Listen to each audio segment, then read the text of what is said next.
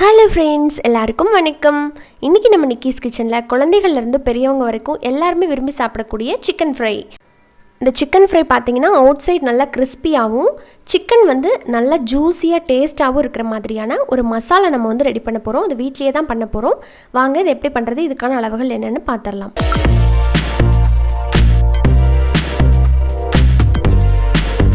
Masala paste நம்ம ready பண்ணுறதுக்கு முதல்ல ஒரு மிக்ஸி ஜாரில் 4 பல் பெரிய பல் பூண்டு, 2 இன்ச் அளவுக்கு இஞ்சி, கூடவே ஒரு கொத்து கருவேப்பிலை, அப்புறமா 3 டேபிள் ஸ்பூன் அளவுக்கு தயிர், கெட்டியான தயிர், கூடவே 1/2 டீஸ்பூன் மஞ்சள் தூள், மிளகாய்த்தூள் காரத்தை பொறுத்து சேர்த்துக்கலாம். நான் 1 டேபிள் ஸ்பூன் போட்டிருக்கிறேன். கூடவே 1/2 டேபிள் ஸ்பூன் தனியாத்தூள், 1/2 டீஸ்பூன் காஷ்மீரி மிளகாய்த்தூள், 1/2 டீஸ்பூன் சீரகத்தூள், 1/2 டீஸ்பூன் கரம் மசாலா, அப்புறமா 1/2 டீஸ்பூன் பெப்பர் பொடி. தேவையான அளவுக்கு உப்பு போட்டுக்கோங்க. 1/2 லெமனை புழிஞ்சு விட்ருங்க. நம்ம சேர்த்துருக்கிற தயிர், லெமன் ரெண்டுமே சிக்கன் நல்லா டெண்டரைஸ் பண்ணி ஜூஸியாக வர்றதுக்கு ஹெல்ப் பண்ணும். இப்போது இதை நல்லா நைஸாக அரைச்சி எடுத்துகிட்டு வந்துடலாம்.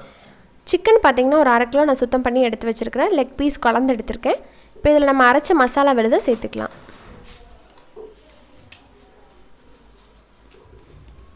மசாலா விழுதை சேர்த்ததுக்கப்புறமா இதில் நல்லா கிறிஸ்பியாக வர்றதுக்காக 2 டேபிள் ஸ்பூன் அளவுக்கு கடலை மாவு சேர்த்துக்கிறேன். பொட்டுக்கடலை மாவு இல்லை, கடலை மாவு. நார்மலாக நம்ம பூந்தி தேய்க்க போடுவோம் இல்லைங்களா, அந்த கடலை மாவு தான் சேர்த்துருக்கிறேன். கூடவே 1/2 டேபிள் ஸ்பூன் அளவுக்கு கார்ன்ஃப்ளவர்னு சொல்கிற சோள மாவு. இது ரெண்டையும் போட்டுட்டு நல்லா கை வச்சு அந்த சிக்கனோட எல்லா இடத்துலையும் படுற மாதிரி நல்லா மிக்ஸ் பண்ணி விட்டுருங்க. இப்போ இந்த பாருங்கள், இந்த மாதிரி நல்லா மிக்ஸ் பண்ணதுக்கப்புறம் இதை குறைஞ்சது 1/2 மணி நேரம், அதிகபட்சம் 1 மணி நேரம் இருந்ததுன்னா நல்லா ஊறி உங்களுக்கு டேஸ்ட் ரொம்ப நல்லாயிருக்கும் சிக்கன் சாப்பிடும்போது. இப்போ கரெக்டாக 1 ஹவர் ஊறிடுச்சுங்க. இப்போ நான் இதை ஆயில் நல்லா சூடு பண்ணியிருக்கேன். ஒரு மிதமான தீயில் சூடு பண்ணி வச்சுருக்கிறேன். இப்போ அதை சேர்த்து நம்ம பொரிச்சிட வேண்டியதுதான். ரொம்ப ஹை ஃப்ளேமில் வச்சிங்கன்னா வெளியே மசாலா உடனே கரிஞ்சு போயிடும், சிக்கன் வேகாது. மீடியம் டு லோவில் வச்சு நல்லா சூடு பண்ணிவிட்டு அதுக்கப்புறம் ஒரு பீஸாக நீங்கள் சேர்த்து ஃப்ரை பண்ணி எடுத்துக்க வேண்டியதுதான். இப்போ ஒரு சைடு நல்லா ஃப்ரை ஆகட்டும். அதே மாதிரி நான் சொன்ன மாதிரி மீடியம் டு லோலேயே வச்சுருங்க. இப்போ கரெக்டாக ஒரு 5 நிமிஷத்துக்கு அப்புறமா அப்படியே திருப்பி திருப்பி விடணும். ஒரே பக்கமாக இருந்தது அப்படின்னா கரிஞ்சு போகிறதுக்கு வாய்ப்பு இருக்குது. அப்படியே திருப்பி திருப்பி விட்டுருங்க.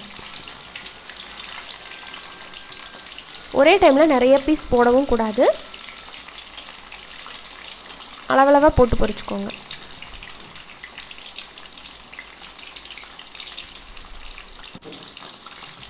இப்போ பாருங்கள், கொதியெல்லாம் நல்லா அடங்கிடுச்சு. நல்லா முருவலாக வந்திருக்கு சிக்கன். பார்க்கும்போதே உங்களுக்கு தெரியும் நல்லா வெந்திருக்கு. அவ்வளோதாங்க, நம்மளோட கிறிஸ்பியான நல்ல ஜூஸியான நல்ல டேஸ்டான சிக்கன் ஃப்ரை ரெடி. லெக் பீஸ் அப்படின்னாலே போட்டி போட்டுட்டு நம்ம ஃபேமிலியில் எல்லாருமே விரும்பி சாப்பிடுவாங்க இல்லைங்களா. ஸோ நீங்களும் இதே அளவுகளோட இந்த சிக்கன் ஃப்ரையை உங்கள் வீட்டில் செஞ்சு பார்த்துட்டு எப்படி வந்துச்சு அப்படிங்கிற ஃபீட்பேக்கை ஷேர் பண்ணுங்கள். இதே மாதிரி நம்ம அடுத்தடுத்ததாக ரெடி பண்ணி வச்சுருக்கிற பீசஸ் எல்லாத்தையுமே போட்டு பொரிச்சு எடுத்துகிட்டு போகிறோம்.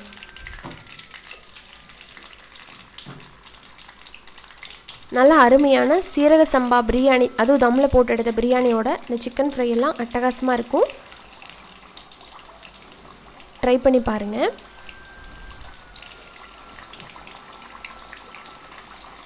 நம்ம அதே மாதிரி மீடியம் டு லோ ஃப்ளேமில் வச்சு நல்லா பொரிச்சு எடுத்துக்க போகிறோம். அவ்வளோதாங்க, யம்மியான சிக்கன் ஃப்ரை ரெடி ஆகிடுச்சு. இந்த வீடியோ உங்களுக்கு பிடிச்சிருந்தது அப்படின்னா மறக்காமல் நம்ம சேனலுக்கு கிஸ் கிச்சனை சப்ஸ்கிரைப் பண்ணிவிட்டு கூட இருக்கிற பெல் ஐக்கானை கிளிக் பண்ணுங்கள். இன்னொரு இன்ட்ரெஸ்டான ரெசிபியோட உடனே பார்க்கலாம். நன்றி, வணக்கம்.